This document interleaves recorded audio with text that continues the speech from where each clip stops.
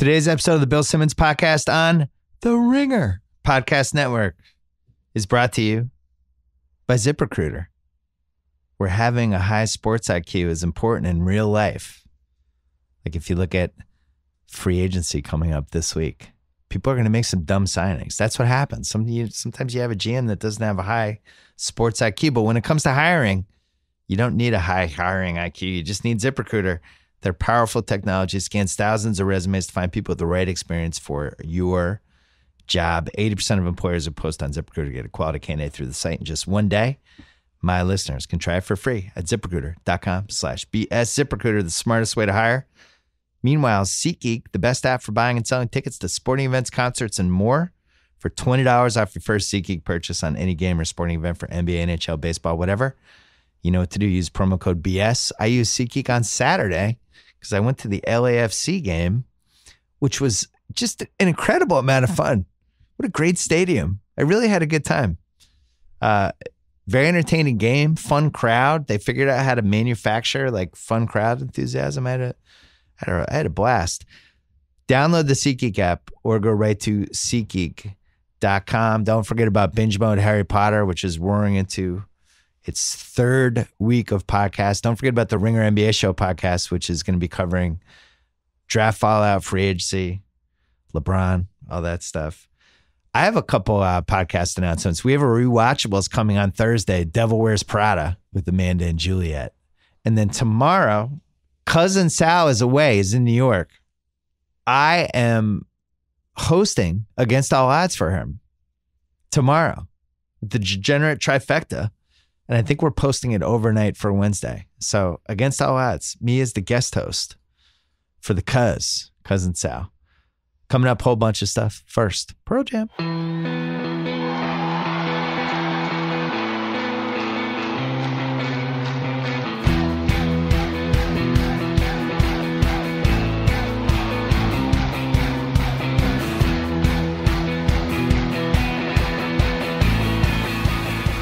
All right, coming up in a little bit, my buddy Jacko to talk Yankees and a little politics, and then my daughter is going to give us the team pop culture update for June. Kevin O'Connor is here from The Ringer, fresh off a 90-hour work week last week. It was good. It's a good time.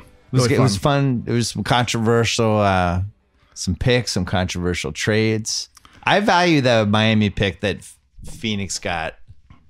Or that Phoenix gave up way more than you did. Oh, way more. I mean, look, it's like we discussed. The 2021 draft could be the year high schoolers are allowed in, but there's also a chance it's not. Like they said 2021 at the earliest, maybe the NBA makes it 2022, 2023. Not to mention Miami could be good. But it's a lottery ticket. That's the good part of it. So just to follow up on that, the word I've been hearing is, or the phrase is double draft. Mm-hmm. So at some point next decade, there's going to be a double draft. And it might be 21 at the earliest, could be 22. It's going to be 21, 22, or 23. They need to give the teams at least a 2-year heads up, maybe even 3. And the reason we call it a double draft is one of those drafts, high schoolers are going to become eligible.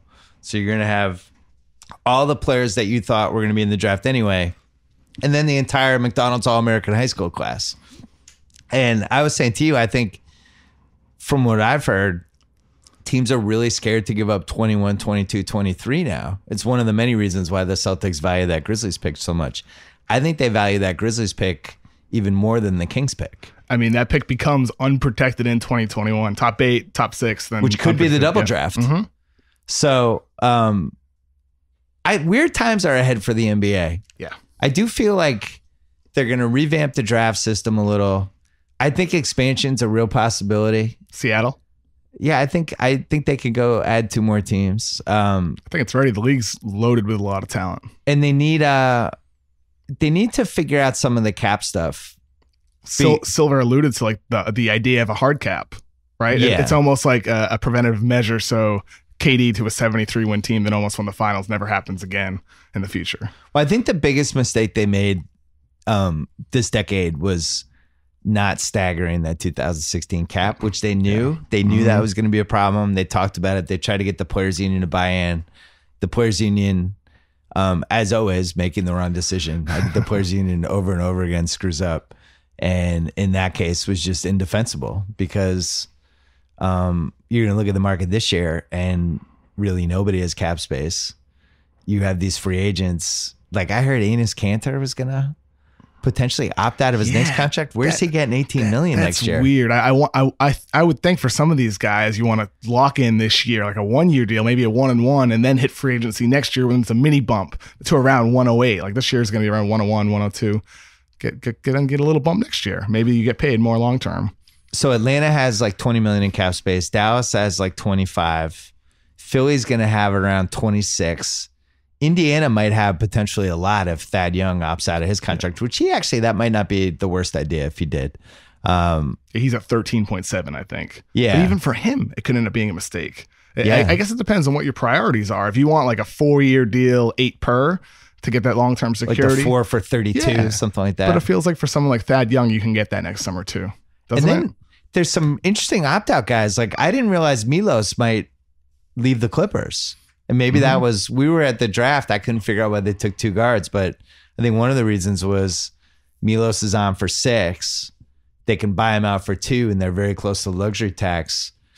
There's some really fun free agents. They're not marquee free agents, but there's a lot of free agents in that kind of Milos, Marcus Smart, these guys that are like the 4th, 5th starter guys. Like even a Trevor Ariza type. Yeah. Someone like that. Derek Favors. There's a handful Derek of interesting Favors names. a fun one. Yeah. I mean, I would like him for a team like a Pacers or something like that. You know, add a big to their rotation. Aaron Baines.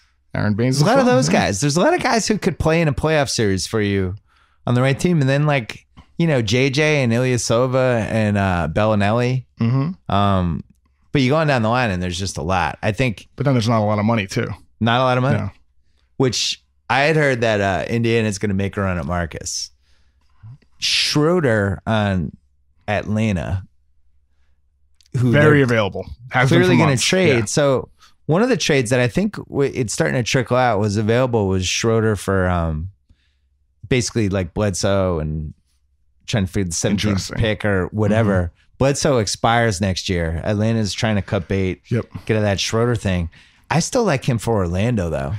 By the way, we've argued about Schroeder and I think I've changed my mind on him 20 times, but like, I don't know, Schroeder, he's like 23 years old. I thought he was better last year. He's young. I had a conversation this week with somebody in the league and he's like, he's like, I heard you on the podcast or whatever it was saying, Schroeder, you wouldn't want him on your team. It's like, yeah, I wanted, but then he's like, but he made the counterpoint. He's like, but look how young he is. Think about his situation. He's still a young guy, put him in a new environment. He's not a bad dude necessarily.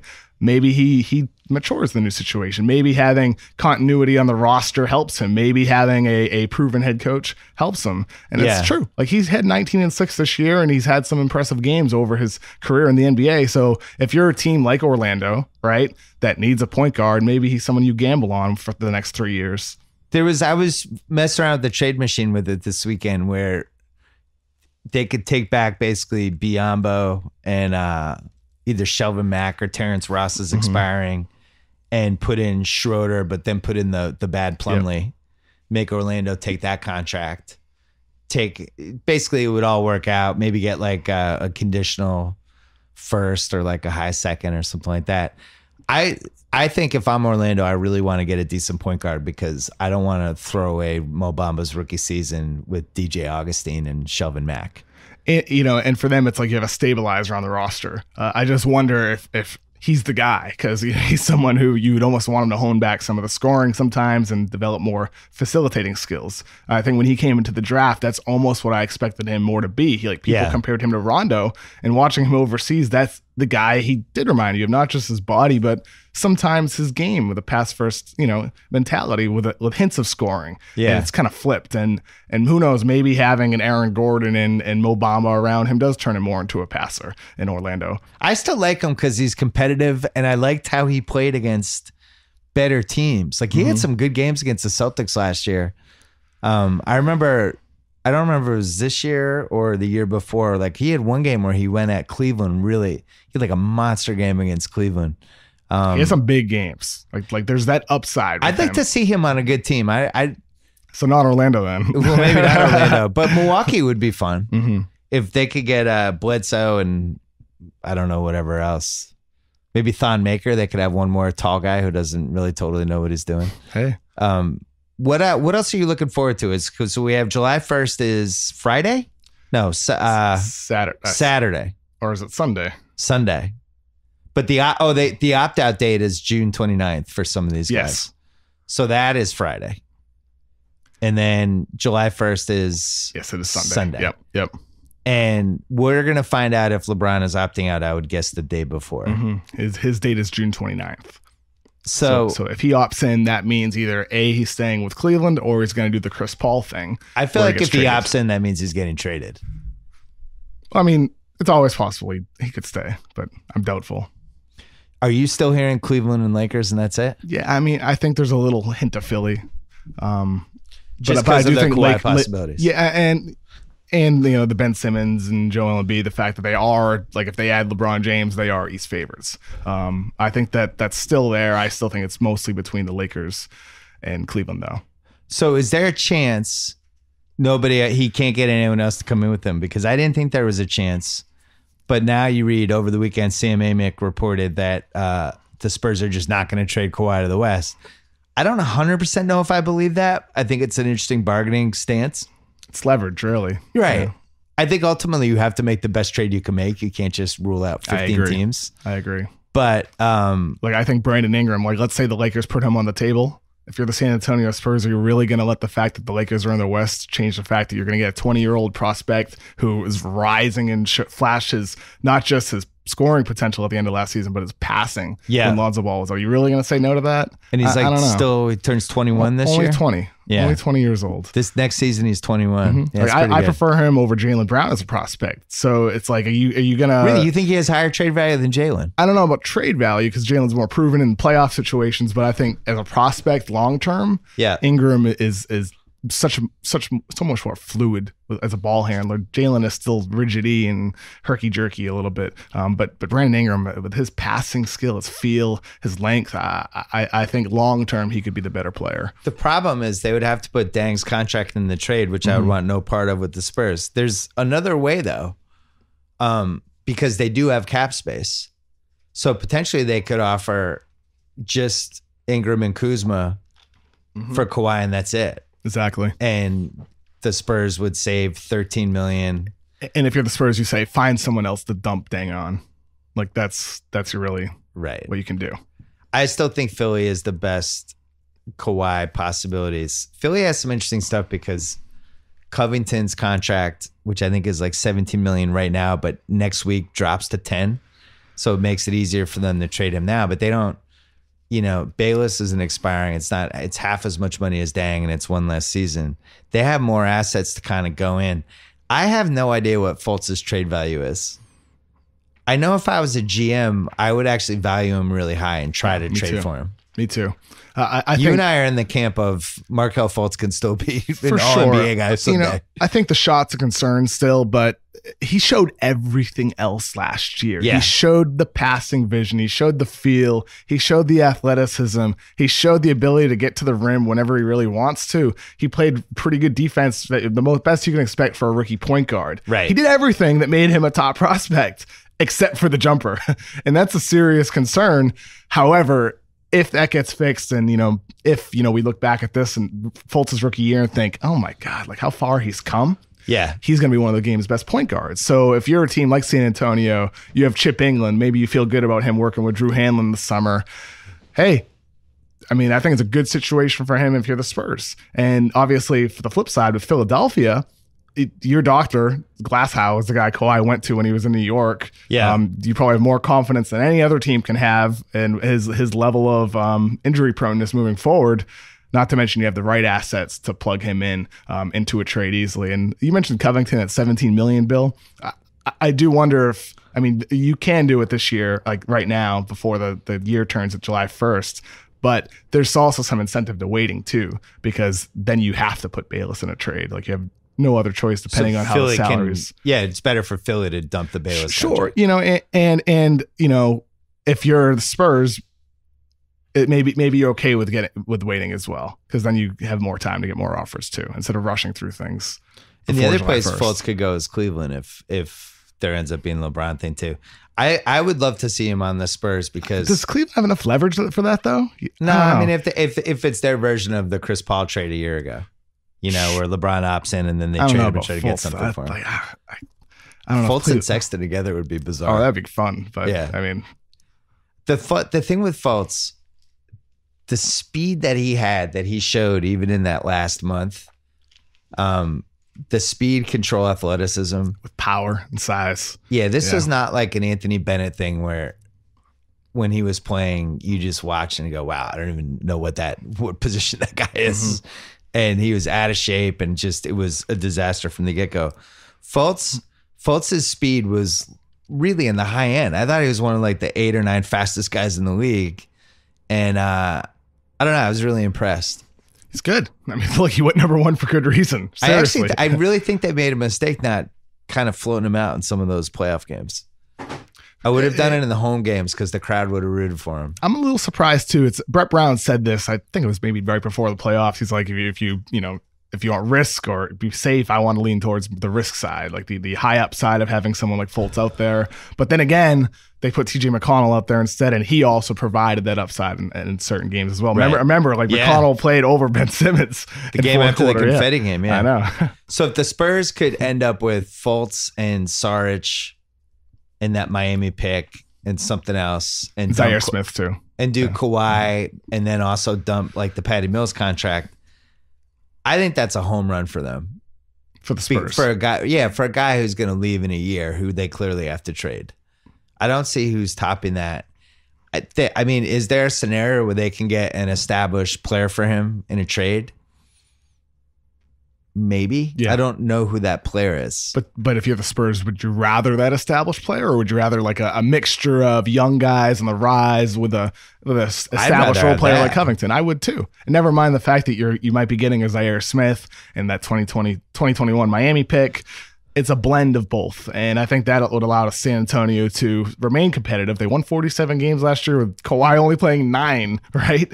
And adding a young core to that, it's really, really appealing for the Spurs. What if Washington called and just said, we'll give you Beal in our 2021 first, and that's it? See, I'd rather that Philly package. I think I would too. And that's like just a theoretical Philly package, but if that were on the table, I'd rather that. Because the thing is, if they trade Kawhi, now you have to figure out what your team is and why LaMarcus Aldridge is on it too.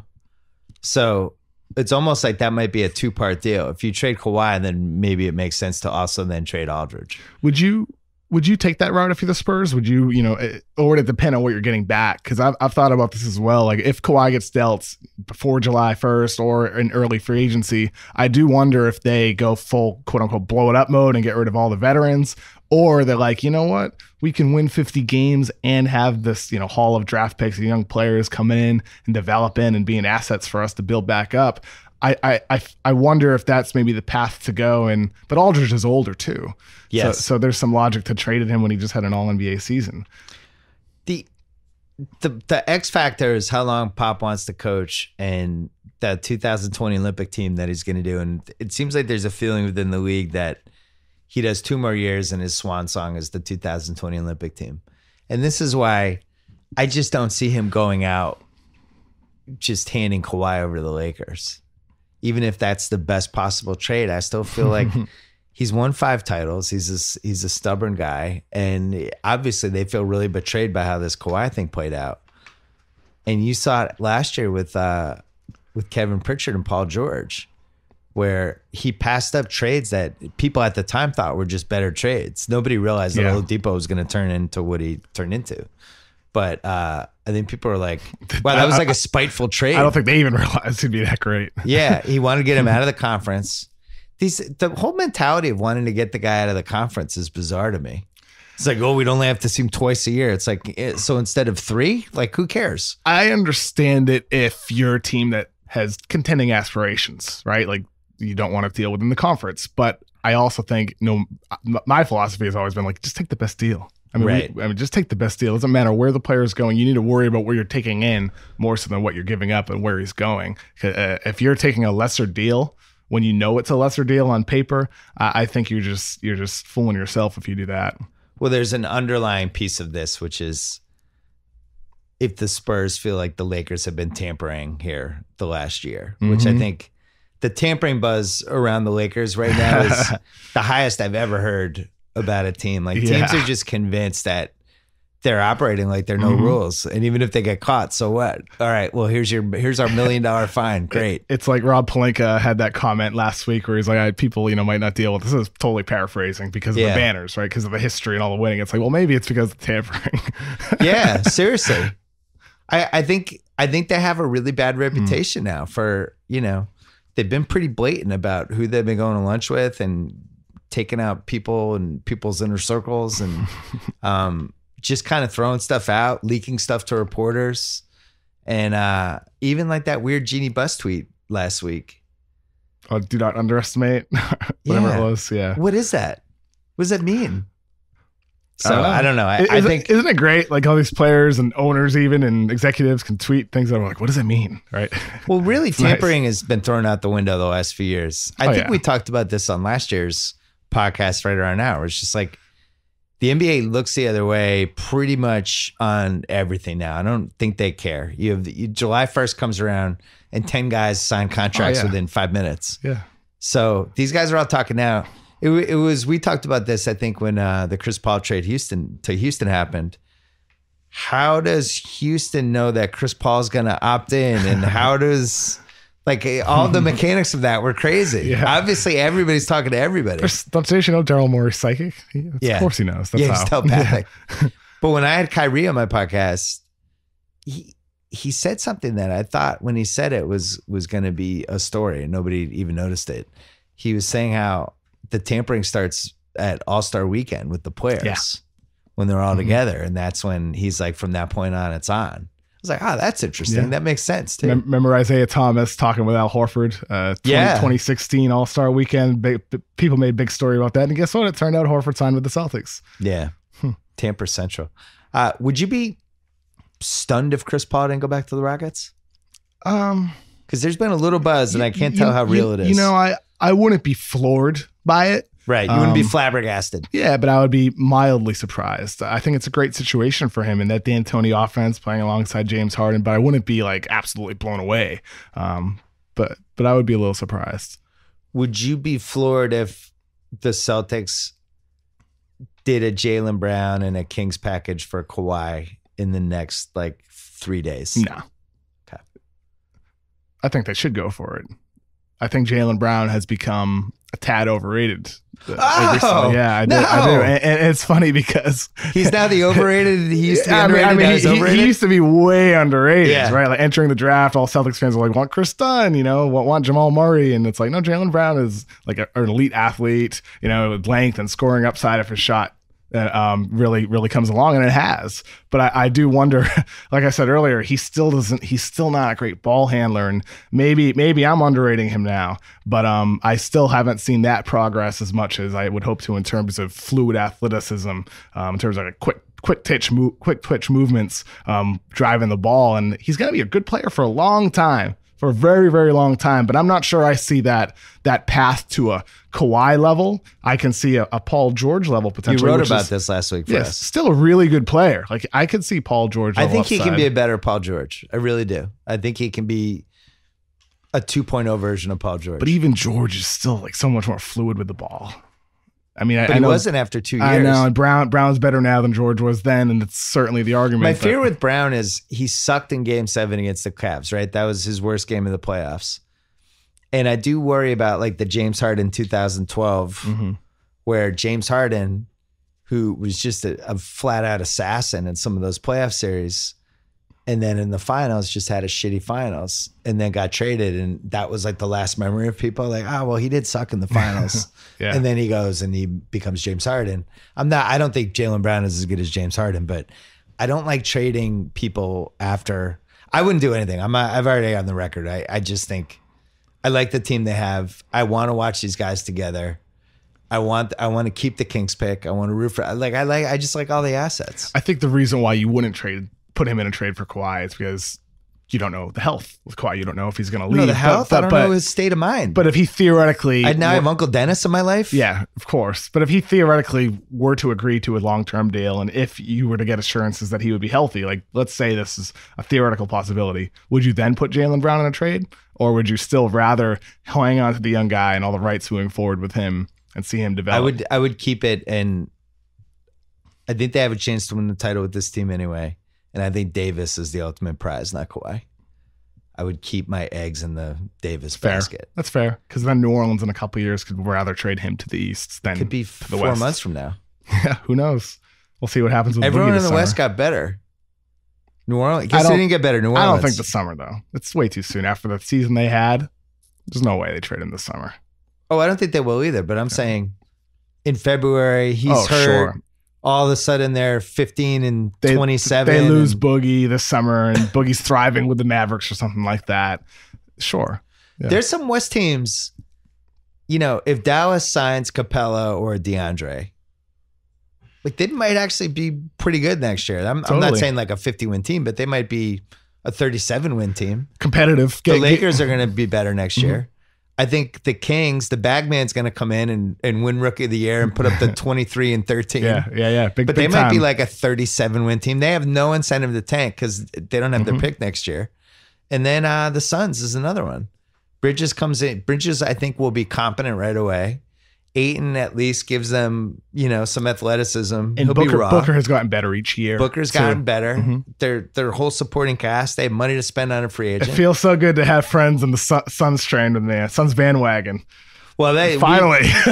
That's our league pass team for next year. Finally. Right? Yeah. I'm telling you, they're going to be good in a couple of years. I love their young core. Someone put up a poll on Twitter this morning. Would you rather have the Suns young core or the Lakers young core? I'd rather have the Suns. Yeah, exactly. It's a really good core. I mean, the reality is they got Booker at 13. And in retrospect, he'd be like the third or fourth guy in that draft. They got Josh Jackson at 4, which I think was the right spot. Maybe even higher for 8 Booker. at 1. Maybe, arguably. I forget who was in that draft. Is it Carl Towns? Is that the Towns draft? Yeah, Towns draft. Porzingis. I mean, would you take Booker ahead of Porzingis? Well, now that I know Porzingis has a blown out knee. Yeah, yes. Exactly. Yeah. I mean, like even before then, I think the argument could have been made just because 6'6", 25 points per game as a 21-year-old. Pretty insane. I want to read the Josh Jackson puff piece feature about how awesome he's doing this summer. And then I'll be really in on the Suns. I want to read his hair. Shot's going to improve now. Just Josh Jackson. All he did was lock himself in a gym and shoot threes. And he's obsessed with becoming awesome at threes. And he's ready to be the best player from that draft. I want to read that piece. I'm not positive he has that in him. I think he might, but I want to read it. Like I know like last year, the year after Jalen's rookie year, he was in the gym the next day. He demanded to go to summer league and he worked on his game and was really passionate about it. And so the Josh Jackson thing, they also have, I think some expirings that they could potentially make some moves in February, right? Yeah, Chandler, I believe, is expiring. Right. Dudley might be expiring as well. I think he is. Yeah, Dudley and Chandler are expiring. And then they have a couple smaller contracts, like a Troy Daniels type, but that's only $3.2 million. But yeah, they have some. Even Brandon Knight, only 2 years left. How we've forgotten about him, right? Poor Brandon Knight. Maybe he comes back and is solid. Who knows? Maybe not. But if not, he's only got 2 years left. That's not an albatross. We should do an oral history of that trade. One of the worst trades of all time. That trade was fascinating. That day was wild. Hey, one other thing I heard was that one of the reasons Cleveland took Sexton was because they knew Charlotte liked him. And if LeBron does decide to stay, they know they have the Sexton and Clarkson for Kemba trade. That's right. Sitting there. Makes Which, sense. by the way, is a great trade. I actually really like that trade for both teams. It's a little too much for Cleveland, but at least they dumped Clarkson. It's interesting how Charlotte, they liked both Shai Gilgeous-Alexander, the guy they drafted, then traded to Clippers, and Colin Sexton didn't end up with either of them. I thought there was a chance like a month ago, both those guys would be on the board at 11th pick. And only Gilgeous-Alexander was, granted, weren't able to keep him. Good deal for them. I went to go visit the Second Spectrum guys on Friday, and you can basically tell them, put this in and see what comes up. And one of the things was people at the top of the key, who's the most successful. Because I was like, why? I couldn't understand why the Celtics didn't put Tatum in the Cleveland series at 35 feet from the basket at the top, clear out. The old Paul Pierce isolation, just dribble, like, dribble. Like, why don't we do that? So I was like, what are Tatum's stats in that? And they were awful during the season. He was like 0.75 points per possession. So I was like, oh, that makes sense because he's apparently not good at it. But with that 0.75, what's the context, right? So like that's a bad number in like the grand scheme compared to cuts, which is might be like 1.1. He had like 60 chances though. Oh yeah, but I mean like with like 7 seconds left on the shot clock, that might be one of your top options, maybe. I still wish they'd done it. The reason I bring it up is me too. They had like the top 12. And it was all the people you would think for like points per possession. James Harden, Chris Paul. Yeah. Jordan Clarkson was like fourth. And I was like, maybe Jordan Clarkson's good. Maybe LeBron was holding him back. Jordan Clarkson. Put him at the top of the key. Last month or so of the season into the playoffs. Oof. I like the Sexton Clarkson for Kemba trade is fun. And I do think like, look, if Paul George decides to stay in OKC for 1 year for 30, the 1-on-1 and wait till next year, if Kawhi gets traded to the Sixers and now LeBron's basically going to the Lakers to play the young team, maybe you opt into Cleveland for 1 more year, your family moves to LA and you just kind of run it back in 2019. And then Carmelo's a free agent at that point. You can bring him with you. You can maybe get bought out this summer too. Who knows? Right. Now, the counter to that is I think all of this stuff has been done for a long time. I think Paul George has been done for like a year. So we'll see. What's your prediction? Where's LeBron right now? What day is this? June 25th. Where's LeBron playing? Same prediction as last summer. Lakers. Okay. Where's Paul George playing?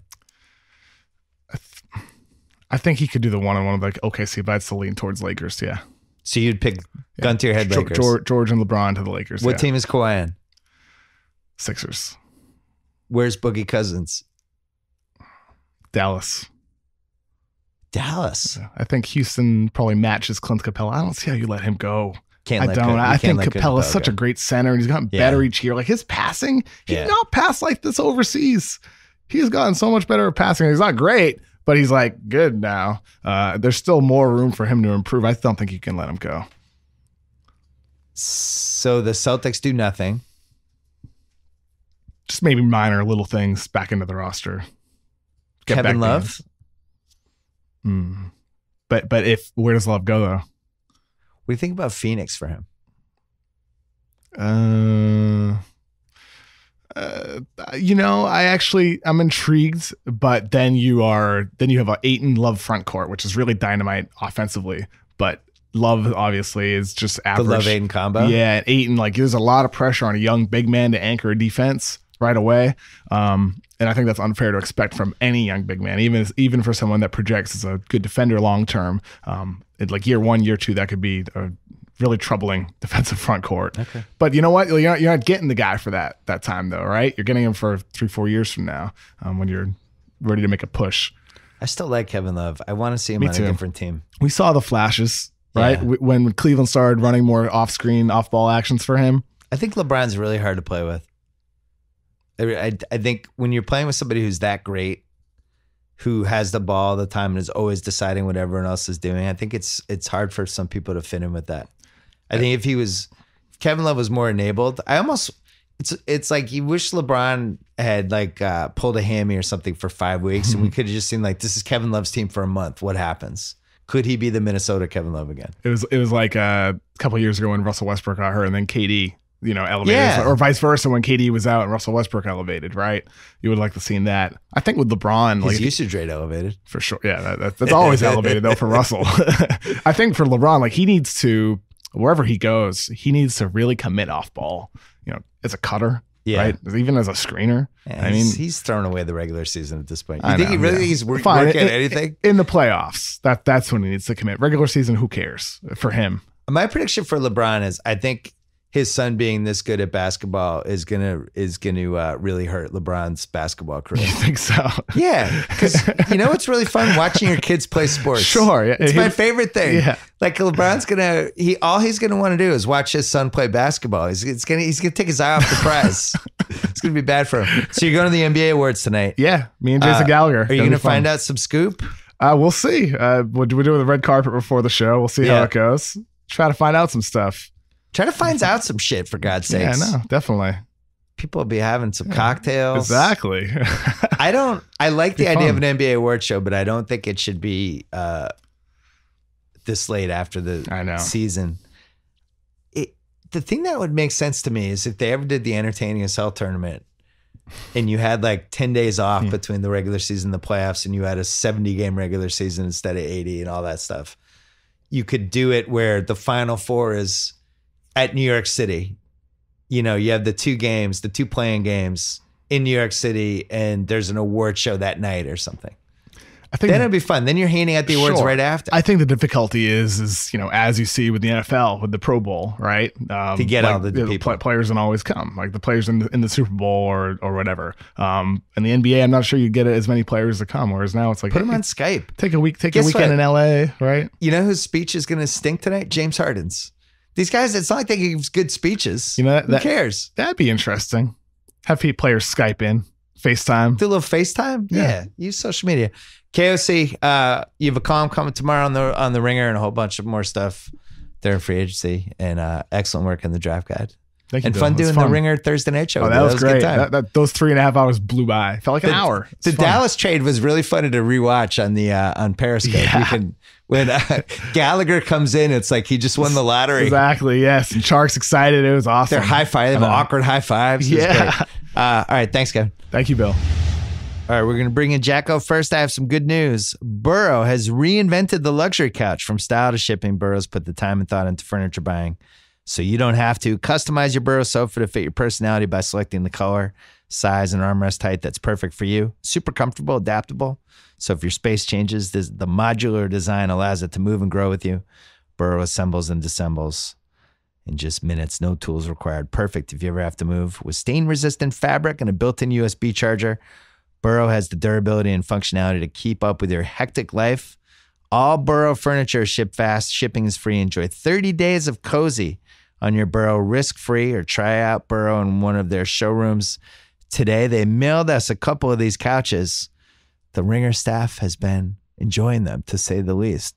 Plus, they get sloppy. They spill sodas on it. It's all good.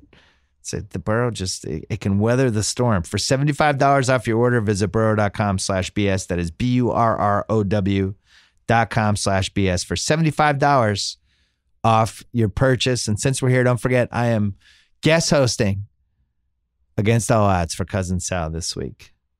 So yeah, gambling talk. It's coming. Check that out. All right, let's bring in Jacko. All right, on the line right now for the first time in a while, the longtime fan of the failing New York Yankees, Jacko. How are you? I'm good, thanks. That was quite an intro. Failing. That's good. Sure. Swept by Tampa. I mean, I know. I don't know. Not ideal. This could be the end of the season. Yeah, it's probably all she wrote. Might as well pack it in. We'll see you in 2019. Take care. I actually watched last night. I'm now that the NBA is over, I am now in the hate watching the Yankees portion of my summer. Sure. And I really enjoyed the last couple innings, and I enjoyed the walk-off homer by Tampa and the sadness in the Yankees announcer's voice, and right. All of it was really great. Since the last time we talked, the Yankees had shaped up as a juggernaut, although that was briefly interrupted this weekend. Mm-hmm. Give us your thoughts on this Yankee team. Your favorite of the decade? Oh, easily. Oh my God, yeah, absolutely. No, I love them. I love the kids. It's an odd position to be in as a Yankee fan, to hear about these prospects and see them come up and actually perform. You know, Glaber and Duhar, which is how he pronounces it. So it's great to see. And you know, they've developed into an offensive juggernaut where they're never out of games. And people throw back a tweet that I had in April, in the dog days of April, when things weren't looking so great for the Yanks, and they had blown some huge lead against Tampa. I think they've had a lot of problems with Tampa. I forget if it was Tampa or Toronto, but they blew a lead, and I'm like, this team has no heart. Now people regularly throw it back at my face on Twitter, which is fine because it means the Yankees are coming back from behind. The other day they were losing 5-0 to Seattle and came back to win with Giancarlo Stanton's big first Yankee moment, a big home run to win the game. So They have a lot of offense now, and their bullpen has been fantastic, with the exception of Chase and Shreve. But the rest of their bullpen has been lights out. Dylan Betances is back to his old form. Maybe he better really than his is. Old form. He's been amazing. He's been phenomenal for the past month or so. And they have this kid Jonathan Holder. All he does is come in and save leads or keep the game right where it is. He's been great. So between their lineup and their bullpen, I mean, it's really been magical. And I saw a semi-scary stat the other day when they were 50-22 that they've won 50 games and 50 wins in 72 games 7 times previously, and all 7 times they've won the World Series. Ah, well, let's just cancel the playoffs then. Yeah, pretty Should much. we just send the trophy? We'll just start planning the parade. Exactly. So yeah, they've looked good. Now their starting pitching is questionable at best. They essentially have one quality starter in Luis Severino, who's phenomenal. I thought they had a little something with Domingo Germán. I would have said that last week, but not after yesterday's performance, because he's had some crazy stats where he has the highest swing and miss percentage. He was the 3rd highest swing and miss percentage, behind only Scherzer and Chris Sale, which is pretty phenomenal. But then yesterday he got lit up by the Rays, so maybe we'll hold off on the Cy Young presentation for Domingo at this point. I have him on my AL keeper team, and he's rough first inning, and after that he usually gets better. But yesterday he didn't. Yeah, he throws gas. He does. I just like him. He seems like the kind of guy who's going to be like 2.5 years from now really good. But right now, the Yankees in recent years have developed this organizational philosophy of getting pitchers that just throw heat like ridiculously. Yeah. They don't want any junk ball. They brought up this kid Loizaga, and he throws 98, he's good too. 99. Yeah. So they're raw because they're young, and Loizaga has some problems with the strike zone, but I like these guys that throw gas, just like throw it by somebody, because especially in today's game, everything's either a home run or a strikeout. So if you have a guy that throws hard and hitters can't catch up with it, it's good the way the guys swing nowadays. So that's good. I mean, they could definitely use another starter without question, because as I said, they have Severino, and then they have Tanaka, who unfortunately pulled both hamstrings because he had to play in a National League park and run. They have Sabathia. Wait a second. He pulled both hamstrings? He did. Yeah. I don't know if I knew this. Base. What's that? He pulled both of them at the same time? Yeah, I think so. I think both hamstrings were pulled. He was on third base, and he had to tag up and run. I mean, we've had this conversation forever about how ridiculous it is that baseball has 2 different rules for 2 different leagues. Yeah. And it's more so now that we have interleague play, and these American League pitchers then have to do something that they probably haven't done since high school and hit and run the bases. You almost get afraid I definitely get afraid when they have to get on base, because it essentially ruined Ching-Ming Wang's career. He was never the same. Yeah. And then they had Tanaka, and guys were murdering me on Twitter saying, well, he's a professional athlete making millions of dollars, he should be able to run. I'll grant you that, but it's not just running. You have to decide whether to slide into the base or not. In Tanaka's case, he had to tag up from third, and you got a catcher waiting for a throw from the outfield. He's got to worry about, do I slide or run into the catcher? Those are all things they're not used to doing. It's ridiculous. And, of course, he got hurt. He pulled both hamstrings, which is ridiculous to think about, a professional athlete that can't run 90 feet, but there's a lot more involved in it than that. So it's just ridiculous. Yeah, so he's on the shelf. The Red Sox had that when it wasn't an interleague game, but the idiot John Farrell, who wasn't an idiot when we won the World Series, but turned into one. He had Stephen Wright pinch running in that game. Yeah, I remember that. And he blew out his knee. Right. And he was out for like a year and a half. Right. Yeah, pitchers on the base pass. It's you never know what you're going to get. I personally enjoy it. If you're a National League player, you're used to that. It's probably practiced in spring training. The American League, they have, they do sliding drills and things, but I don't even know, do pitchers participate in that, or they spend like 10 minutes doing it because they have to work on pitching, and it's only going to come up in interleague. But it's asinine that you have 2 different rules in 2 different leagues. So your least favorite did that in 1973 to placate people that didn't want the designated hitter, that they would still have old-timey baseball. It was almost like a temporary provisional thing, and here we are 45 years later, and we still have 2 different rules in 2 different leagues. Yeah, change is good. It's a good rule, the intentional walk rule. Like, where they just hold up the 4 fingers? Yeah, like Stanton last night yesterday in extra innings. Yeah. It's like, we're going to walk him. All right, next batter. And then the game just keeps going. I really want to get rid of the pickoff throw. That's become my new obsession. Really? Yeah, just put a line at each base, and you get to move, 7 feet off the bag, but you can't go over that line until the pitcher throws or starts throwing the ball. And there you go. You're not in with me on that one? No, I'm not, because it's a way to get the base runner to go back to the base. If he's leaning one way or the other, you got to pick off. Don't you love a pickoff? No. Andy Pettitte was the king of that. I really don't love a pickoff. I'd be fine if we never had another pick. If I never had to watch another pickoff throw in my life, I'd be good. No, because then I think guys would, if you have like a Ricky Henderson type, and I realize there's no more Ricky Henderson types, but somebody who's a base stealing threat, the guy's going to steal all the bases if he doesn't have to worry about going back to first. Well, if he can lead a little. If he can only be 5 feet off the bag, doesn't that even it out? I want to try it. They should try it in like Double-A and see if it works. There you go. CC Sabathia? Yes, CC. I mean, he's actually pitched okay, and he's developed into the aforementioned Andy Pettitte. He's developed into an Andy Pettitte type because he doesn't have a fastball anymore, really. So he fools you with arm angles and different speeds and moving the ball up and down and everything. And he's a gamer, no question about it. And he's still out there. The other day he had 10 strikeouts, but he's a little up and down, and he's definitely hittable. So it's like if he has a good outing, I'm like, yeah, good for CC. But I just don't like count on that. I don't bank on CC going out there and throwing a gem every time. What do you bank for it? But I don't bank on it. What do you bank on from Sonny Gray other than sadness and being traumatized? I bank on misery, anger, and the possibility that I'll need a new TV remote from throwing it against the wall. So he's your least favorite Yankee this year? Least favorite, yeah. He's the new Tyler Clippard for me. I like when he pitches. I look at my phone in the morning and see what the Yankee schedule is and see who's pitching, and I see it's him, and like my whole body slumps, sag my shoulders. I get depressed. It's just so awful. He's just so awful, and he's hard to watch. He is really slow. They had him like speeding up his delivery, and when he did that, he was actually good because he probably was thinking less, and just throwing the ball. And for some reason, he just will not do that. And if Michael Kay and Al Leiter or Cohn, whoever's doing the game, they treat him like a toddler. Like they're like, is this stuff just too good? Because the ball just moves too much and it's 5 feet off the strike zone. Yeah. I'm like, I don't think the problem is that this stuff is too good. Yeah. I really don't. So let's come up with another alternative.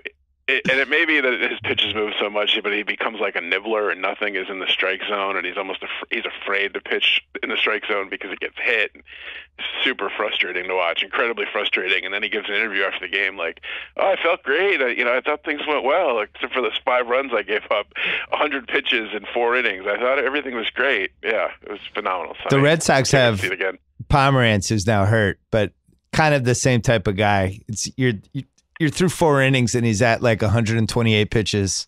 Right. And the announcers are talking about how great his stuff is, but 11 people have gotten on base in 4 innings. And and it's just, I was so happy he went to the DL. I hated when he pitched. And the relievers, when those guys are starting, the relievers must be like, all right, guys, they're using us tonight. Don't go out tonight. We're pitching tomorrow. Early bedtime, exactly. Well, that's the problem, is that he burns through the bullpen every single time he pitches because he can't get out of the 4th or 5th inning. Yeah, which has been a problem for Sabathia too. He doesn't go long into games, and then you get then it burns out your bullpen for a couple days. So it's frustrating. I'd much rather have obviously Severino is great, but even a guy like Herman who's up and down. The kid's throwing 98, 99. If they hit it, you tip your cap. He's not afraid to challenge hitters. So when Stanton's PED shipment came like 5 weeks ago, it really turned things around. Yeah. He just shared it with Betances. He didn't share it with anybody else. I think he was starting to share it with Sanchez. But then he hurt himself yesterday. So unfortunately, that was wasted. That's too bad. But, yeah. Well, you should get the rest back and give it to Greg Bird.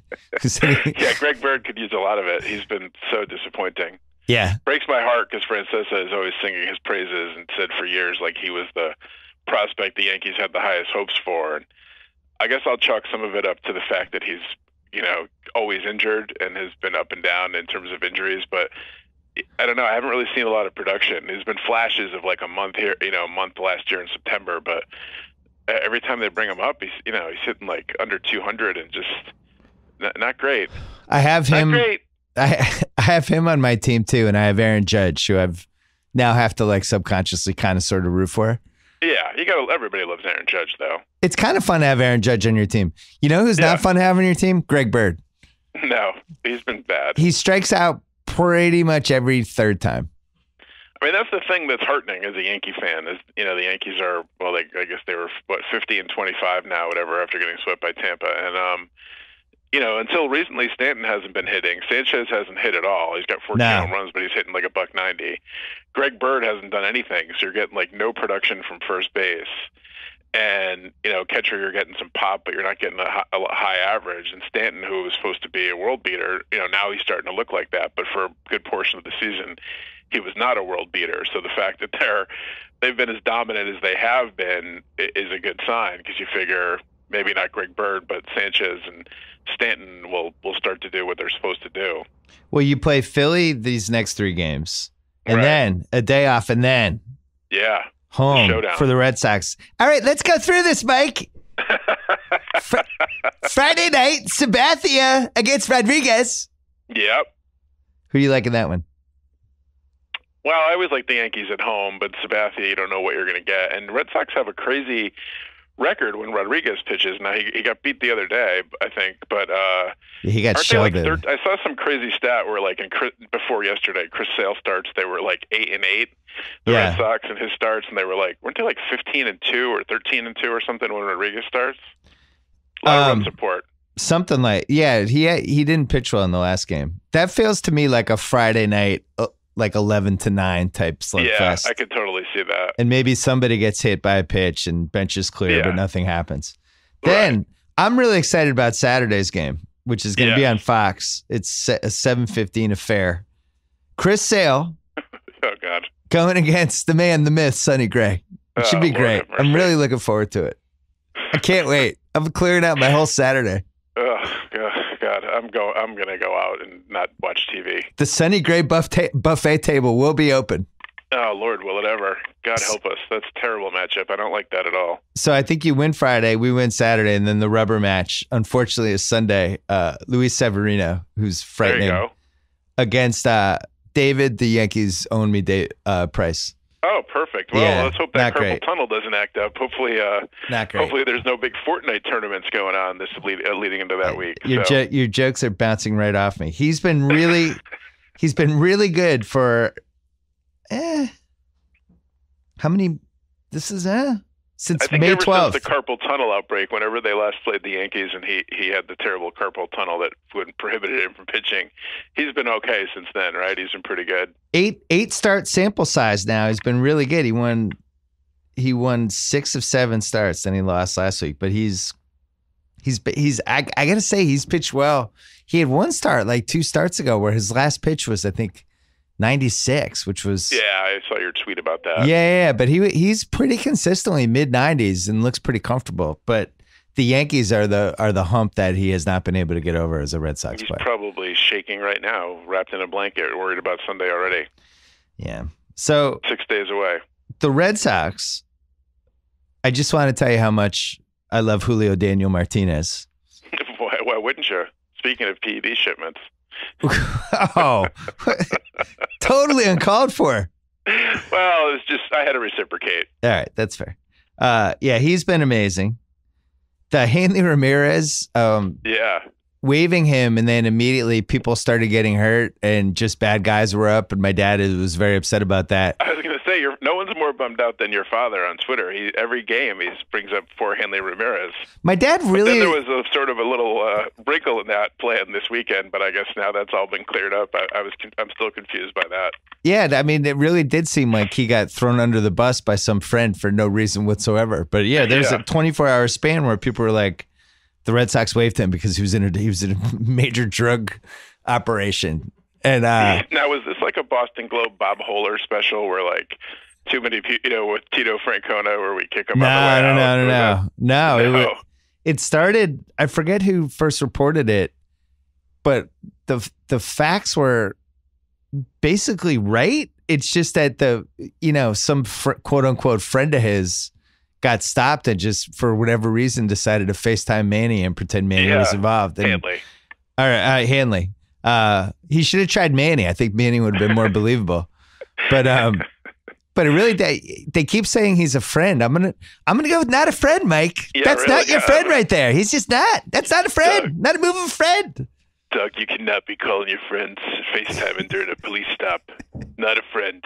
Not your friend. Good. That's you're just not a friend at that point, Mike. But so that was weird. But the Sox are the weirdest thing going on with the Sox this year, which I just don't understand for the life of me, is how bad Jackie Bradley is. They had 3 hits yesterday, but going into yesterday's game, he was batting 179. And this is like he's played the whole season. He's terrible. He was, I mean, Chris Davis is having, I think, the worst season of all time of Baltimore. Right. But Bradley, every time, and then at the end of the lineup, like Vasquez, for some reason, can't hit it all this year. It was just, you'd get to the end of the lineup, and then Betts keeps coming up with like nobody on base. Yeah, that's a murder for them. But the Betts, Benintendi, Martinez, like those guys, the Red Sox have scored more runs than the Yankees this year. I don't know if you're aware of that. And what's his name? JD has 23 home runs now, right? Yeah. And then what does Betts have? Betts has 19 and missed like a week and a half like too. A couple weeks. Yeah. I got to say, Mitch Moreland, they waived Hanley partly to play Mitch Moreland more, and he's been really good this season. The Red Sox are good. I actually like the team. They need to figure out the Bradley thing though, because I don't feel like you can go into the playoffs with 2 zeros at the bottom of your lineup, like just automatic outs. Whereas the Yankees have the opposite problem. The Yankees have an advantage there because their lineup is so deep, even with Greg Bird not doing much and Sanchez hitting 190. Andujar and Torres have been great at the bottom of the lineup, just phenomenal. And you have guys like at AAA who are dying. Yeah. I read that article about a couple of them are in AAA and they're all pissed off. They're like, we're major league players. Wade and Brandon Drury, Andujar was supposed to just come up for a little while when Drury had his issues with migraines and things, and he played so well they can't take him out of the lineup. So, they went out and signed Drury in the off season, and everybody loved that signing. It was like, oh, this is good. He'll be like the stopgap that will bridge the gap rather to Andujar someday, but someday is now. So, unfortunately, they're stuck down in Scranton, but it's a good place to be in that you got too many guys and not enough positions, which isn't odd place to be, but it's good. So. Are some of them trade bait for a starter? I don't know. I don't know how many people are salivating over Brandon Drury, or Tyler Wade for that matter. Or Tyler Austin. So I don't know. But is Tyler Austin the guy that's the guy who Joe Kelly kicked his ass, right? Is that Tyler Austin? Well, yeah, until Judge almost ended his life, and then the Michael Spinks to Joe Kelly's Mike Tyson. Yeah, okay, Joe Kelly. So local folk hero Joe Kelly, give me a freaking break. So. And speaking of back to your father's Twitter feed and Hanley Ramirez, last night I saw on Twitter where he was saying that the Red Sox should trade Blake Swihart for a reliever. I was intrigued by the notion of a trade market for Blake Swihart and his 149 average. Speaking of people I don't think teams are salivating over, people are like, boy, if we could just get that Swihart away from the Red Sox. Final piece of the puzzle. He's up to $150. There you go. The problem with the Swihart thing is every team / fan base has that one guy that they irrationally right. Yeah, because I too heard much about of him for years. Yeah, in the Red Sox prospect chain, right? Even when they waived Hanley, I think pretty much all the Red Sox fans are like, "This is great. Swihart's finally getting a chance." He's just been not good. The Yankees right now are plus 225 to win the East. The Astros are 2-1 plus 200, and the Red Sox are plus 325. I actually feel like those are pretty good odds for the Astros. The Yankees have the most ways, I think, to get better because you have so many prospects you can trade. Like you just go out and get the 2 best starters. Well, I would have said this was a good thing before they just got swept by the Rays, but they have one of the easier schedules in baseball. The other night on Yes, they were talking about their schedule, and they've basically really played the hard part of their schedule. No, they're still going to play the Red Sox however many more times, but they're done with the Astros, and I think they're done with the Angels, and so whatever their schedule is, it's like the 6th easiest or whatever, which on paper would be great, except that part of that was also playing the Rays 3 times and lose, and the plan was not to lose 3 times. So on paper everything is good, but that definitely helps them too, that their schedule is easier than the Red Sox in the second half. So the Astros are 21-15. Yeah. And now they're 52-27. Yeah. And they've scored 169 more runs than the other team. I don't understand why they're only 2-1 favorites. I still feel like they're a near insurmountable mountain unless you can get home field, which the Yankees or Red Sox could potentially do just because of the crap teams in the AL East. But my money would still be on the Astros. I'd be. Their pitching staff is just so they're good, just and loaded. Their lineup. Now their bullpen is shaky. The closer's shaky. Yeah. But they have the McHugh. They just made a trade with the Royals though. No, that was the Nationals. Never mind. No, they had the McHugh and Peacock combo, but they could still go get a closer. Roberto Osuna could be available in mid-September. I'm kidding. The 75-game suspension. So interesting times. Let's talk about Trump really quick. Okay. Trump versus Jimmy Fallon was the feud that I didn't know I needed on a Sunday. Well, I noticed that. I know that came from the clouds there. I don't know where that came from because he went on his show it was a long time ago, right? Yeah. And I don't know why he felt the need to well, I mean, every late night host now is super political. Yeah. And I guess Fallon is the least political, so he probably feels the need that he has to justify and be political. No, I think he did a podcast where he talked about what a mistake it was to humanize Trump. Yeah. Trump just kind of wanders around the wild, wild west. It's like, what? What is that? He's just ready to brawl all the time. It's like a hockey enforcer.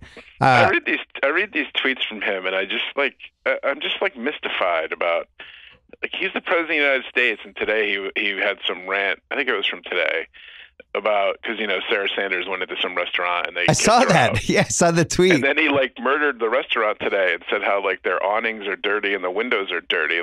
Yeah.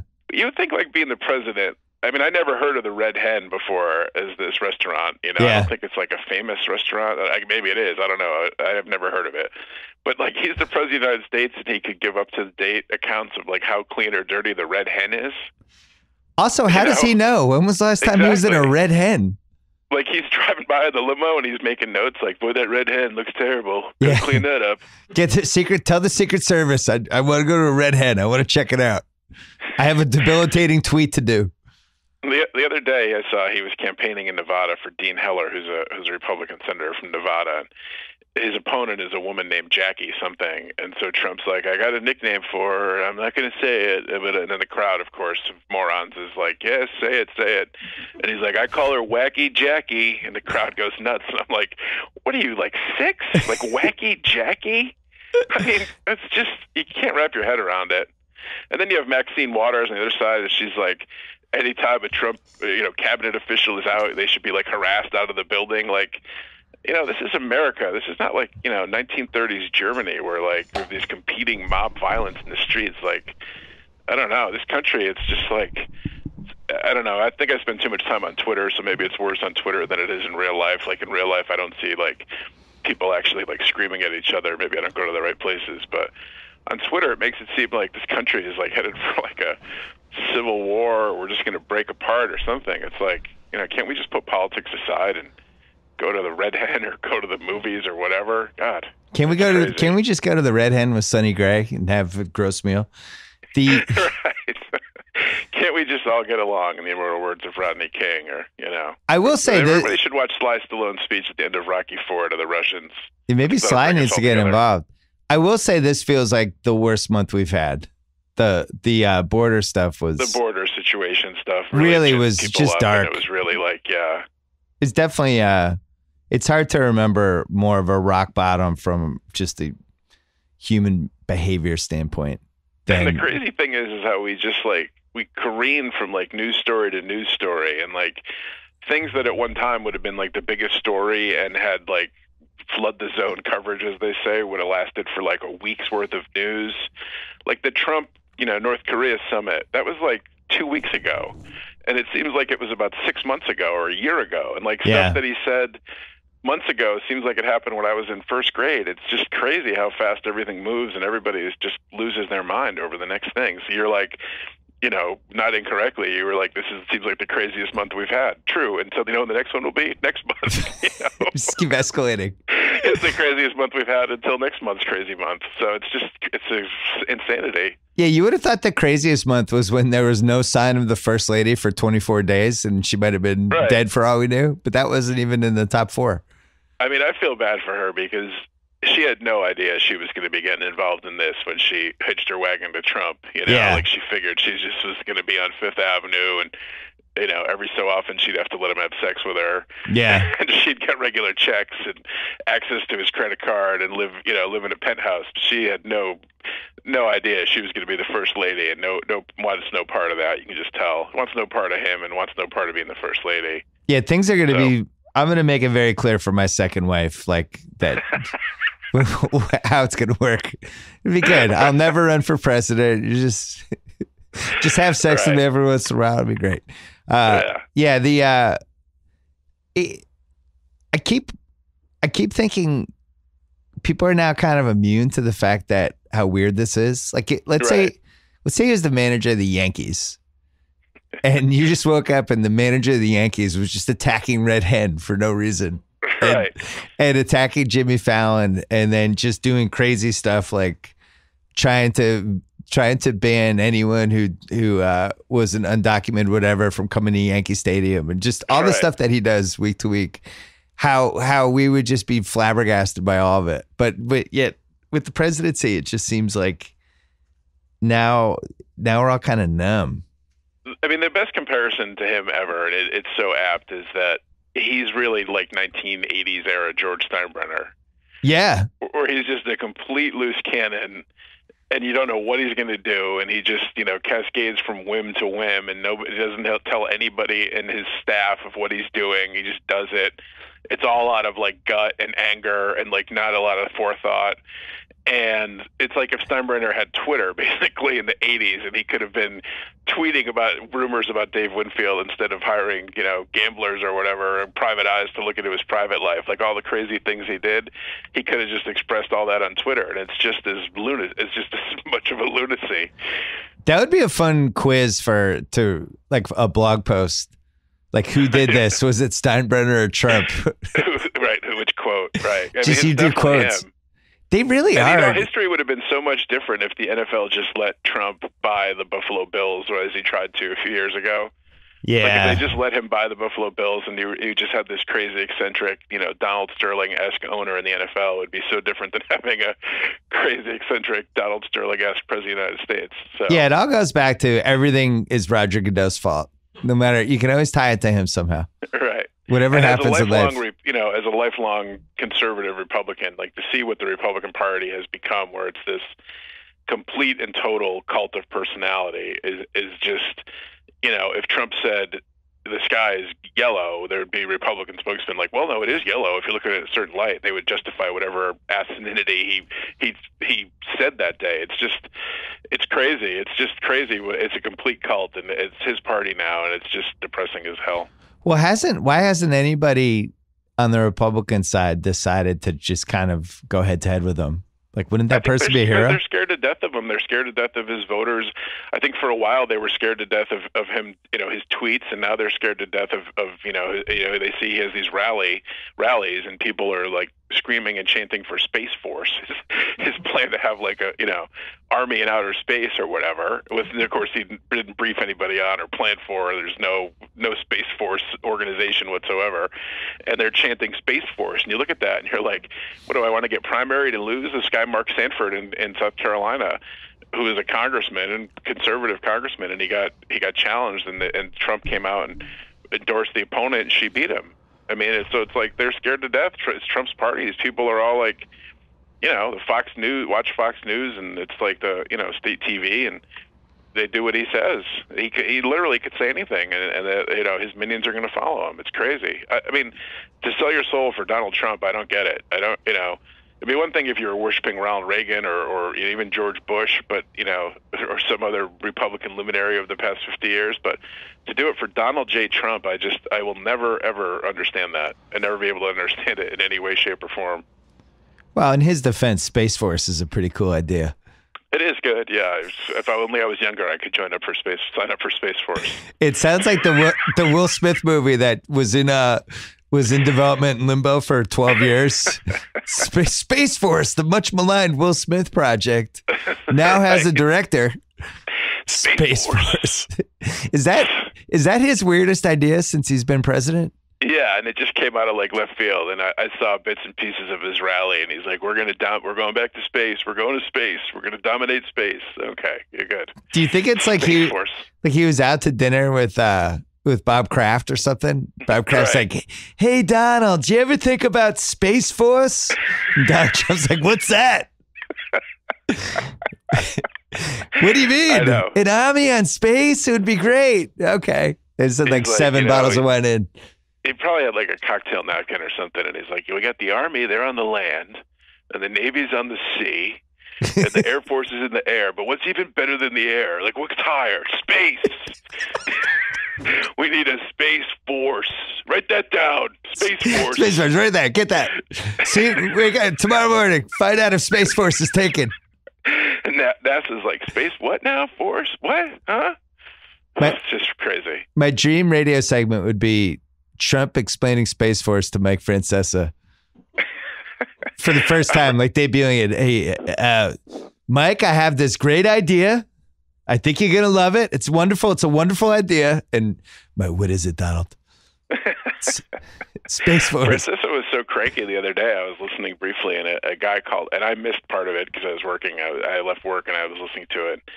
Some guy called up, and it was almost like a statistical thing about, I don't even know what the hell they were talking about, but he started to get into statistics, and Mike hung up on him and goes, "Go boy somebody else. I don't need that on my show." So then the next guy called up, and he goes, "Hey, Mike, you really handled that guy great." And Francesa goes, "I don't need you to review my show." I was like, "My God, were they late with the Diet Coke?" He's like an assassin. He was just killing these callers. And the guy was like totally like, typical sycophant to Mike to be like, "Oh, that was great the way you handled it. I don't need you to review my show." Complete toady, and Mike just slapped him away. You think Mike would be out of his mind with the Yanks?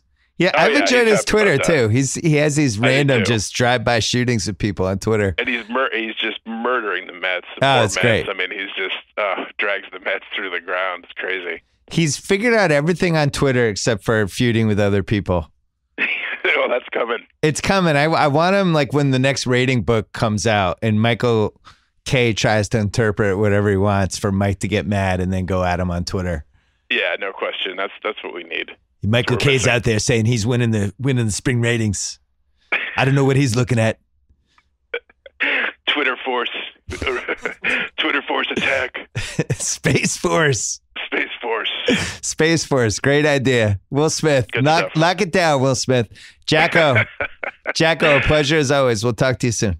Sounds good. Take it easy. Bye-bye. All right, we're going to bring in my daughter for another episode of For Realsies, her teen culture update. But first, when you shop online, do you suddenly turn into a tab hoarder? Loading dozens and dozens of new tabs on your browser in search of a promo code, just one that works. Afraid to close any of them in fear of missing out on a deal? Well, before you crash your browser yet again, try Honey. Honey is the free browser add-on that over 9 million people are using every day to save money while they shop online.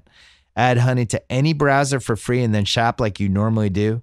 Honey scans and tests millions of coupons in the background, then automatically applies the best coupon at checkout. Time Magazine calls Honey basically free money. I could tell you for a fact this works because I was shopping for laptops recently. I need a new one. Honey ended up getting me some cash off a laptop that I needed. There's no reason not to add Honey to your browser today. It's free. It takes 2 clicks to install. We'll save you a ton of money. Get Honey for free. Join honey.com/Simmons. 2 words. Join honey.com/Simmons to start saving with Honey today. Once again, that is joinhoney.com/Simmons. All right, my daughter is here. She gives us the breakdown every month or so on whatever is going on with the 13-year-olds, the teen pop culture. Right now, you said Millie Bobby Brown is the most important topic. Not the most important, but like one of the big ones. One of the most discussed. Yeah. topics right now. She's from Stranger Things, which I didn't totally know until the last time we did this segment. And you got mad at me and you made fun of me because I didn't know who that was. I don't watch Stranger Things. You should. Well, I know. You and Mom were watching it. So Millie Bobby Brown, first of all, she had to deactivate her Twitter. So explain what happened there. Basically what happened was people were making it seem like she didn't support gay people and that she thought that it was horrible that people had different or like the same gender had feelings for each other. That 30-year-olds were making fun of her and saying all these horrible things about her. 30-year-olds who have nothing better to do than make fun of a 13-year-old. But she didn't say it though, right? They No, made the whole thing up? They literally made the whole thing up. So they made the whole thing up as like a character attack on her. Yeah. To try to bully her online. Yeah. It was just a bunch of different things. That wasn't the only thing. They were just completely attacking her and trying to bring her down to their level, I guess. But why? What did she do that? What about Millie Bobby Brown triggered these random dudes on the internet? Or ladies, whoever was doing this. Well, I guess it's kind of like they think if they try to bring her down, it will bring them up almost, or bring her down to their level, because she's like one of the really big influencers in the kid world right now, I guess, because of Stranger Things and stuff. And I guess she's really powerful and people don't like that like a kid is one of the more powerful people right now instead of adults being more powerful, because they tend to be superior in families and things like that because they kind of run it. Is this your theory? Well, I'm just saying, like, parents tend to be superior, but they probably don't like superior. That. Yeah, we don't need to pretend we're superior. We I pay know, for everything. But I'm not excusing they the don't Millie really Bobby like Brown that. They don't really bullying. like that a kid is kind of like one of the big people right now. So they bullied her. They were super mean to her, and so mean that she actually got off social media. Yeah. Did she get off Instagram or just Twitter? Just Twitter, because that's where they were attacking her. You don't like Twitter? I don't get Is Twitter a youth? That's not really a youth thing, right? Unless you're a celebrity? No. You're, what's the rankings right now? Instagram's 1. Snapchat. Snapchat's 2? Those are like the 2 big ones. There aren't really anything else. You're really not on Snapchat that much unless you're hiding it from me. I don't ever use Snapchat. I don't really get it. I mean, I think you get it when like 8th grade. Yeah. Because you can start sneaking around and not telling us yeah, stuff. but that's like, I can't lie and I can't do anything about it. So that app won't be good for me. Snapchat? Yeah. Maybe it'll teach you how to lie. But I don't like lying. Yeah. All the lying in our family went to our son. Ben Simmons. Yeah. Ben Simmons took your lying and his lying and became a double lie. So what happens with Millie Bobby Brown? Are you worried about her from a sanity standpoint? Because that's pretty rough if you're 13. You have all these people hating on you. I think she's 13 or 14. I don't remember. But I'm going to look it up as you're talking. Okay. I think that can be really difficult for her to deal with, especially because she's so young, that it's like can kind of, I guess, affect the way that she acts and the way that she thinks about things. And she might be more protective or think a bit more about the things that she puts out. 14. Yeah. I think she just turned 14. Well, I can only imagine how you would react if all these people are being mean to you. I know. You would take it personally. Yeah. And there's also not only like the entire thing with the adults attacking her. It's like her and her boyfriend who cheated on her. Now they're back together. And everyone. Who's the boyfriend? Jacob Sartorius. And he's from? Nothing. He's a Musical.ly person. He's a Musical.ly person? Explain what that is. Musical.ly, it's like the app where it basically gives you background music and you like lip sync to it or something. That was like the huge thing in 5th grade. And yeah, that was like 2 years ago, 5th right? grade. But a bunch of people have gotten famous off of it. I don't understand why, but he was one of them. I'm amazed Ben Simmons wasn't one of them.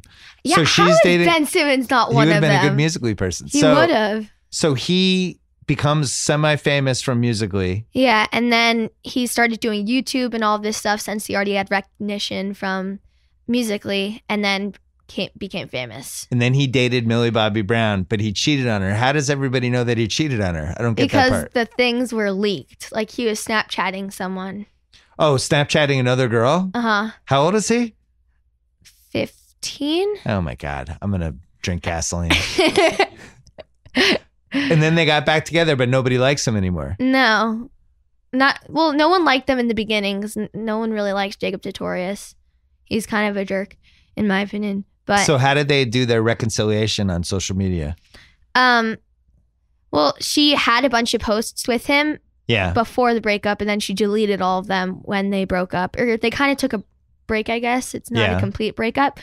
But then they got back together and started posting pictures together, and everyone was really upset. Everyone meaning all the girls in your No, it's friend not group only or girls. everybody? It's like everyone. Just because you're all looking out for Millie Bobby Brown? No, we just didn't like Jacob Sartorius. Who do you want Millie Bobby Brown to date? Finn Wolfhard, Who's that? her co-star in Stranger Things. Is that in play? What? That's in play, or you're just randomly putting them No, together? that's in play. Everyone wants him to date. How old is Finn? I think he's older than her. Can you look it up? I'll look it up as we're talking. Finn Wolfhard? What? Finn Wolfhard. So in the 15. She's a Finn, year if you're listening, stay away from my daughter. So Stranger Things has more of an impact than 13 Reasons Why.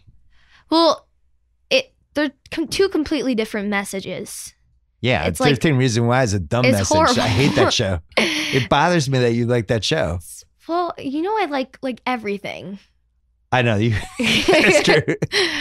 I just watched 5 new movies and I like all of them.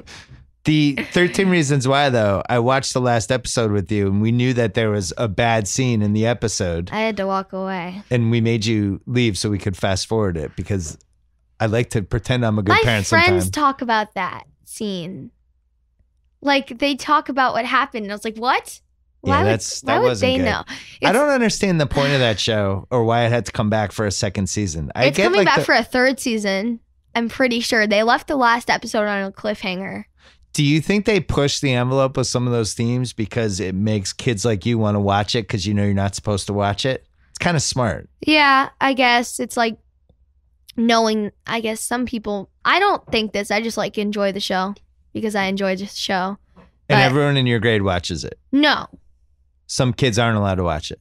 some kids aren't allowed We to only watch it. allowed you to watch it if you watched it with us. Yeah. But some people only decided to watch the last episode of the 2nd season because they knew that something bad happened. Which Great. I don't understand. Like, why? I don't know. Why? Because they wanted to see something bad happen? Yeah. They like literally watched the last episode of both seasons to see the worst things that happen in both seasons happen for no reason. I don't like that show. I know you don't. You've told me multiple times that you don't Stranger like that Things show. is way more defensible. And it's also like a really good show. Stranger Things. Yeah. So now those 2 shows are done. So what do you have now? Just movies? Stranger Things is coming back. Not for a while. No. They started filming like 2 months ago or 3 months ago. And it's coming back late 2018. Like What's the most December. popular 30-minute show right now? 30-minute show? A lot of people like Grey's Anatomy. Grey's Anatomy's an hour. You have friends that watch Grey's Anatomy? Yeah. Like on Netflix? Like all my friends watch Grey's Anatomy. What? Yeah. They The watch new ones or the old ones? all. They've rewatched it like 7 times. Really? Yeah, they watch Grey's Anatomy, Pretty Little Liars. What else do they watch? What about Younger? I thought that was one of them, No. though. I don't know any. Bachelor? 2 of my other friends. We have a group chat and we talk about Bachelor on the group chat. Bachelor's really boring this year, though. I know. I was on Bachelor Party with Juliet and Really? and Liz Kelly last week talking about, is Becca too boring? And the answer was yes. Yeah, she for sure is too boring. Which isn't a bad thing. Like if you were on The Bachelor, if- I would want you to be boring. Yeah, but that's not the point of the show. Like Right. you need someone who's going to be exciting. Like I feel like You need someone crazy like Mom. Tia would have been Mom would have been a good Bachelorette 20 years ago. Tia should have been the pick for The Tia? Bachelor because she's interesting. Like she at least has background. Like Becca's boring. She doesn't really have anything special about her. I describe Tia as a little crazy and the type who in the Netflix movie is the one who breaks out the Ouija board and convinces everybody to No, talk she's to the their one dead that, like, relatives. The ex breaks up with her and then gets with someone new and she comes back to She the starts house and torturing starts them? killing people. I don't want people to think we're a great parent because we did take you to Hereditary 2 weeks ago. That was good. You love that one. I've seen people, like some of my friends go to that. Yeah. I think it was a little overrated, like how terrifying Me it too. was. You've seen scarier movies. It was supposed to be really scary, and I didn't think it was that scary. Like, it or wasn't. you're immune to scary movies because we've watched so many of them in our house. Like, if we watched that at home, it's not a movie that I would have turned off or had to walk out of. And there's been movies like that. That you've turned off? Yeah, like, I won't name it. You can name it. The Unfriended, the first one. We had to turn that off. That was really scary. Yeah, that was too scary. But maybe we were just like, it was a year ago and we weren't as adapted, I guess. No, that one was scary. I would rewatch it now. You guys were kind of scared by that Amityville horror movie that's on the new Amityville horror movie. I wasn't scared of that. Ben was scared of James. Ben was pretending to be James for the next week or so. He was scared. I kind of came into at the end, so I didn't really like get the entire plot. Remember that time we watched that horror movie about there was something wrong with the house? Oh no, that was There's been like every horror movie. We should just write a horror movie. Yeah. Where we move into the house and Ben goes into the attic and finds some sort of necklace or something. Yeah. And then he realizes. No, he finds some sort of box and it has old Polaroids in it. And then he keeps going back up there and keeps getting more and putting them up in his room and has that black light pencil and right over his room. Yeah, we turn on the lights and we turn on the black lights and all of a sudden the room is like filled. And maybe he's playing Fortnite and screaming, "Motherfucker!" at the top of his lungs. Oh wait, he does that anyway. Oh yeah, he's doing that all the time. His new thing right now is going on FaceTime with his friends and then as on FaceTime playing Fortnite and having a video showing them how to play Fortnite with his friend. He might not go to college. Might not. Wait, we didn't talk about the other relationship that bothers you. The other celebrity relationship. That does not bother me. That bothers Liz. The kissing booth people are dating. Yeah. So who are the kissing? That's the number one hunk right now. Yeah. What's kissing his name? booth, Jacob Elordi. So in the kissing booth, your favorite movie on Netflix that you've seen 20 times. I mean, I have a new movie on Netflix that I really like too. Oh, what's that one? It's called Jessica Darling's It List. Yeah. It's about 7th grade and this girl who's like kind of a weirdo going into 7th grade and has a list of rules that her popular sister gave her that she used in 7th grade. And she like uses them and tries to change herself, but it doesn't really work. And her best friend going into the new school like leaves her. And she finds a new friend group. It's really good. I like it. It's a movie? It's a movie. It's like an hour and 30 minutes. You like movies where there's either people have to follow a list or people make a pact that they can't break. If everyone ever had a list and a pact in the same movie, you like when people aren't supposed to date, but one of them ends up liking each other. That's it's the kissing booth. That'd be like you and You better cut that out. If you don't cut that out, we won't be friends anymore. Well, you have a couple male friends in your class. Yeah. And you don't believe me when I say that's never going to work out long term. Somebody's going to like somebody at some point. Kyle, back me up on this. You're so right. Nobody's ever like, oh, here's my very close platonic friend. How many close platonic female friends have you met in my life in the last 20 years? 10 years, 13 years. Wait, how old are you? Are you kidding me? 13. I'm 13. Wait, let me think. Yeah. I know someone. Aren't you friends? Because when you get married. Oh, yeah, that's true. And Juliet. Oh, yeah, the people and all at the of Ringer. your people at Ringer for the most part. I'm saying people that when I was like, I've known this girl since she was 10 and we're still friends. Yeah. They don't. But high school, maybe. Doesn't happen. What other movies? There was one other movie you liked. It was called #RealityHigh. What was the plot of that one? It kind of had the same plot as the other movie that I just mentioned. It was like about a girl who was kind of uncool and then and had a friend who was dating the most popular guy at school, but she kind of turned into a jerk and she was like obsessed with her Instagram and she had like 8 million followers for some reason. And she was a bad friend to her. And then she breaks up with the boyfriend for Fuzi, who's another YouTuber who they brought into the movie to make more money. Yeah. And they actually cast YouTubers? Yeah, they cast a YouTuber. Smart. To make more money. Smart. But, and then the kind of weird girl starts dating her old boyfriend, and then the other friend. This sounds horrible. The other friend befriends her again and like apologizes and brings her on her Instagram live show or whatever, and then embarrasses her and says that she's like stalking her or something. Oh, so it becomes like a thriller? No. Oh. She like lies about it and says that she's stalking her. But that kind of changes the girl, so the boyfriend doesn't like that girl as much anymore. And then they all resolve and get back together. You've seen so many of these. Maybe you could just come up with your own movie plot for I one could of them. honestly write my own. I know exactly what I want in a movie, and I haven't really completely found it yet. What is it? Tell us. I want like what I've talked about in the first movie. Yeah. Like a mix of The Kissing Booth and Jessica Darling's It List. I need a mix of that, and they haven't made that yet, and I'm really upset What's about a it. mix of it, though? Explain It's it. it'd have to be like kind of betraying the best friend for the brother, Yeah. but going through middle school instead of high school, because I can relate to that more. And like dealing with middle school and like having to change himself with a list. So it'd have to be a list and breaking the brother's rules or the best friend's rules for the brother. So like a mix of it all. So Kissing Booth, your favorite thing was that she wasn't supposed to like the brother, but she ended up liking him. Yeah. And Maybe you could do it with like a neighbor. Maybe it's like a next door neighbor that they made a pact that they would never date. I would write a movie. I could do it. You like that Drew Barrymore movie, Never Been Kissed. Never Been Kissed. That That's was a terrible. good movie. No, it's not. Well, it got creepy because the teacher was attracted to Yeah, somebody I he mean, thought if was you in high think school. about it, it's really creepy. Like, yeah, I guess, because he didn't even know that she was a teacher and he was attracted to her, which is weird, but... What about a Netflix movie about a girl who gets talked into being the quarterback on the 8th grade flag football team Oh my God, and I falls hate for the wide you. receiver?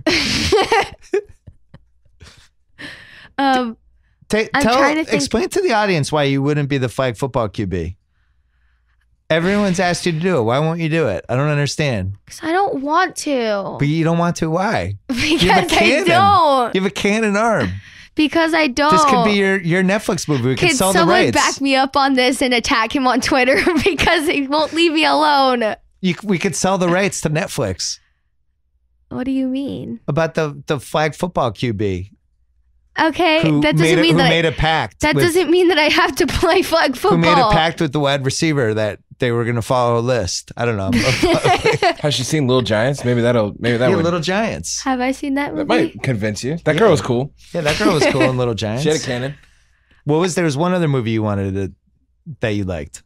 What other movie? I thought there was a third movie. Wait, let me think. No? No, there was. Oh, I didn't completely watch the movie, so I can't really talk about this one. I can't remember. A great review. Well, I remember the beginning of the movie and the plot of the movie was like this girl and her best friend who's gay. It was a guy best friend, and they had like a no kiss list. See, it's another list. It's another list of who they couldn't date, basically. And they kind of both fall for the same person. Oh, a girl and a boy fell for the same Guy. Oh, that's a good wrinkle. I didn't finish the movie, but that's all I saw. It was pretty interesting. I wish So I when finished it. you know how Netflix suggests movies to you? Yeah. Oh, Does that's Netflix how just I suggest find all my lists and movies. packs? Yeah, And it horror seriously movies. is. Horror movies where something's wrong with the house. It has suggested for me, and then I found Jessica Darling's It List. I found like 5 movies that looked really good, and then there were like 3 horror movies. You love Netflix. You don't want to talk about Instagram selfie culture today? No, I don't want to talk about that today. You don't want to talk about the Instagram post I made you take down? No. You betrayed me. It was not. Okay, everyone has to understand that it was not a bad picture. You made me mad. A lot of things make you mad. I told you to delete it, and I said if you ever did that again, I was taking your phone. Yeah, and I didn't do it again, did I? Well, we'll see. It's a long summer. Yeah. But you make it seem What is like... it with the girls heading to 8th grade with these, like, here's me in a bathing suit, and here's I don't me have any dressed up. bathing suit I'm not saying you, pictures but ever. it's a thing now. It's like I this don't know. 8th grade, like, here, check me out. Like, I don't know. I don't get it. If you looked at some of my friends' Instagram, you probably would not be happy. You act like I haven't looked at your friends' Instagrams. You have? What do you think I do? I go as soon as you fall asleep, I go on your phone and look at all the people you're following. I know you do. I think the 8th graders need to calm down on the Instagram. Is my advice to the kids out there. All the kids at my school aren't really that bad. But all What's the funny kids at is- other schools are horrible. The boys don't do it. Like you don't see like Gabe just like a shirtless selfie picture. You'd be surprised. Oh God, kill me. Okay. Thanks for coming on. We need to name this segment. What's it called? Teen Culture Watch? What do you think, Kyle? No. Boo. It seems like a fireside chat with Zoe Simmons. I don't know what this is. This is like an inside chat. Teens in. It has to end with inside. I found a. What about for realsies? I like that. Oh yeah, for realsies. All right. But would that be on your podcast? Well, we'll see. We'll call it for realsies. Whoever did that, good job. Nephew Kyle, I have a really embarrassing picture of him from when he was like 9 my God, years yeah, old. I saw that. So do I put that on my Twitter or the Ringer Twitter? Which one do I do? Both. Okay. That's the best picture I've ever seen. How did you get this? She's texted me it the other day. It's like, yeah, it's of him with a bowl cut. You had a bowl cut. my parents used to cut my hair. Unbelievable. Your cousin. Can I post a picture on your Twitter of you when you're a kid? Because I guarantee everyone would be surprised. It's not great. He looks There's like some a rough girl. stuff. Well, I did have a bowl haircut at one point. A bowl haircut. It was like a By the haircut way, you that were in went to your Boston. shoulder. You were in Boston all week. Oh yeah. Shout out to Boston. Dunkin' Donuts. Shout out to you. Yeah. Zoe, as always, a pleasure. A pleasure. I'll see you at the house. All right, that's it. Thanks to ZipRecruiter. Don't forget to go to ZipRecruiter.com/BS. Don't forget about Against All Odds with Cousin Sal. I'm going to be on that this week. And don't forget about the rewatchables. We did Forrest Gump last week. People love that one. Devil Wears Prada coming up this week. And then a week from this week, July 4th, the one I'm most excited about, the most excited I've been since Heat for a rewatchables podcast, Jaws. Oh, yeah. Me, Sean Fantasy, Chris Ryan. This might be our first 3-hour rewatchables. Wesley Morris, we miss you. We wish you could have been in this one. Anyway, back later in the week with more BS podcasts. Until then.